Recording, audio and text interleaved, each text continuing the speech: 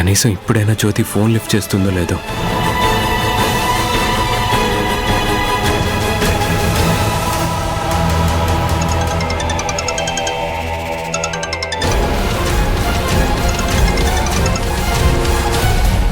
పాపం దొరబాబు టెన్షన్గా నాకు పదే పదే ఫోన్ చేస్తూనే ఉన్నారు. క్షేమంగానే ఉన్నాను, టెన్షన్ పడొద్దు అని దొరబాబుకు చెప్తే సరిపోతుంది.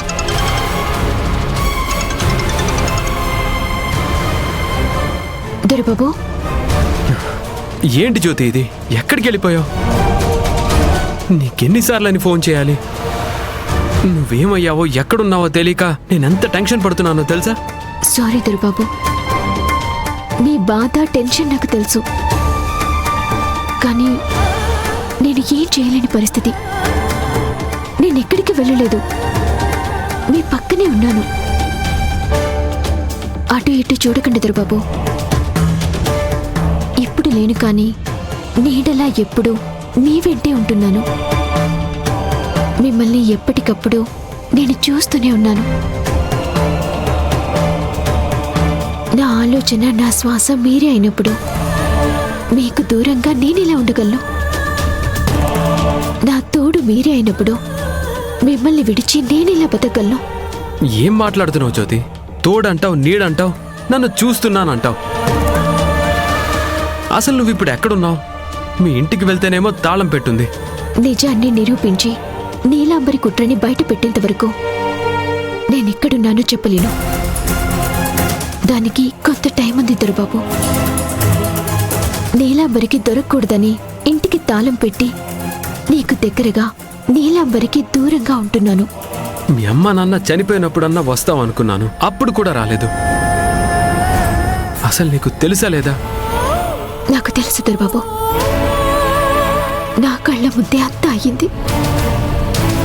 కన్నీళ్లు పెట్టుకున్నాను, కుమిలి కుమిలి ఏడ్చాను. అందరికీ కనిపిస్తే గడువు లోపల అనుకున్న పని పూర్తి కాదు అని బలవంతంతోనే ఆగిపోయాను. అంటే చితి దగ్గరకు కూడా వచ్చావా? చెప్పాను కదా దొరబాబు, అన్నీ చూస్తున్నాను అని. మీకు దరిదాపుల్లోనే ఉంటున్నాను. ఏది ఏమైనా మీ చేతులతో నా తల్లిదండ్రులకి దహన సంస్కారం చేశారు. మీ రుణం తీర్చుకోలేను దొరబాబు. ఏడవకు జ్యోతి, ఊరుకో ప్లీజ్. ఒక్కసారి నన్ను కలువు. క్షమించండి దొరబాబు, నా పని పూర్తయిన తర్వాతే నేను మిమ్మల్ని కలుస్తాను.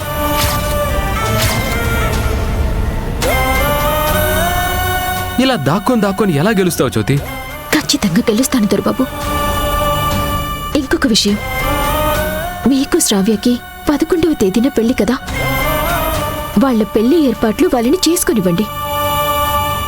మీరు కూడా ఎలాంటి టెన్షన్ లేకుండా పెళ్లి పనుల్లో యాక్టివ్గా పాల్గొనండి. ఈలోగా నేను పందెం గెలుస్తాను, ఈ పెళ్లి ఆపుతాను. ఏమో జ్యోతి, నాకైతే అంత కన్ఫ్యూజన్గా ఉంది. ఏం అవసరం లేదు, మీరు రిలాక్స్గా ఉండండి. అంతేకాదు, దయచేసి నా పరిస్థితిని అర్థం చేసుకుని మీరు నాకు ఫోన్ చేయకండి. నా ఫోన్ సైలెంట్లో పెడతాను, అప్పుడప్పుడు నేనే మీకు ఫోన్ చేస్తూ ఉంటాను. అది కాదు జ్యోతి. ప్లీజ్ దొరబాబు, ఇదంతా మనిద్దరం ఒక్కటవ్వడం కోసమే.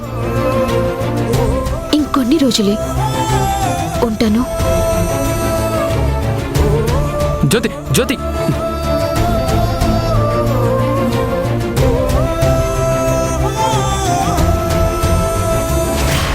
ఈ నీలాంబరి ఇంకా ఇంటికి రాలేదేంటి? నేనిచ్చిన షాక్ నుంచి ఇంకా కోలుకొనుండదు. చెరువులన్నీ వెతికి తన ఫోటోని తనే చూసుకుని బుర్ర తిరుగుంటుంది.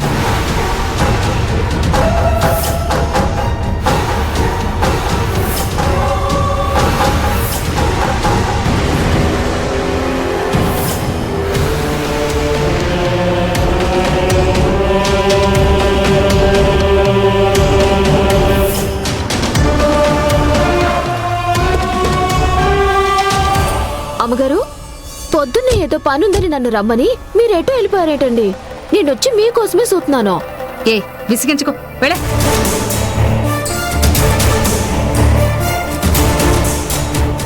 ఇప్పటిదాకా మీరిచ్చిన ధమ్కీలు చాలు. ఇక నుంచి నేనిచ్చే ధమ్కీలు ఎదుర్కోవటానికి రెడీగా ఉండండి.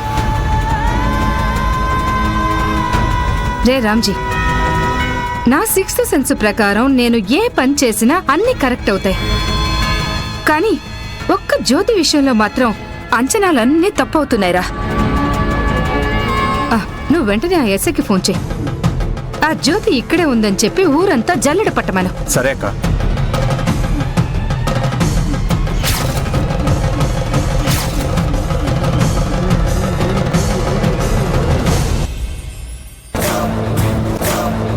మీకు శ్రావ్యకి 11వ తేదీన పెళ్లి కదా, వాళ్ళ పెళ్లి ఏర్పాట్లు వాళ్ళని చేసుకునివ్వండి. మీరు కూడా ఎలాంటి టెన్షన్ లేకుండా పెళ్లి పనుల్లో యాక్టివ్గా పాల్గొనండి. ఈలోగా నేను పందెం గెలుస్తాను, ఈ పెళ్లి ఆపుతాను.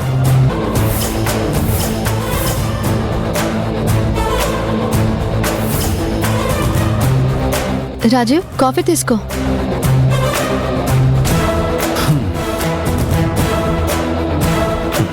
గుడ్ మార్నింగ్ శ్రావ్య.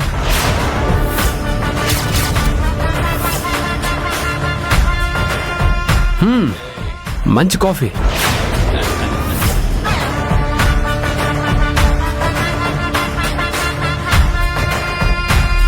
కావాల్సిన వాళ్ళు గుడ్ మార్నింగ్ చెప్తే సంతోషంగా రిప్లై ఇవ్వాలి, కానీ అలా నూరెళ్ళబెట్టి ఆశ్చర్యపోతావేంటి శ్రావ్య?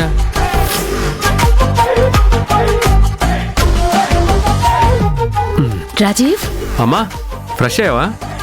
కూర్చోమ్మా. కాఫీ తాగావా? శ్రావ్య, అమ్మ కూడా ఒక కాఫీ తీసుకురా. నేను తాగానులేరా. ఆ,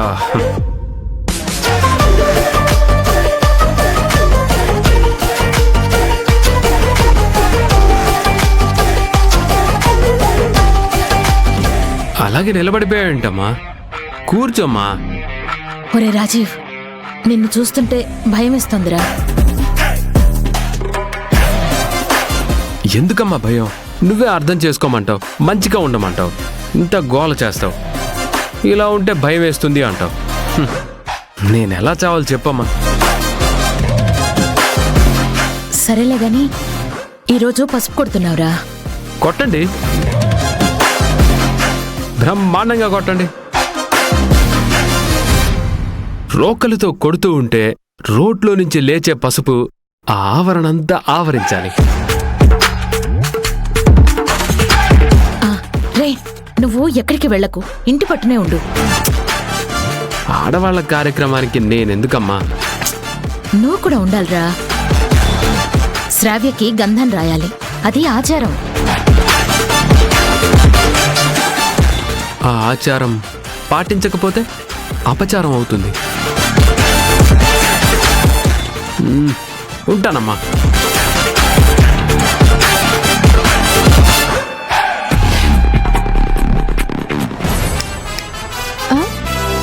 ఏంటి శ్రావ్య, ఈ రోజంతా అబాక్ అవుతానని దేవుడికి మొక్కుకున్నావా ఏంటి?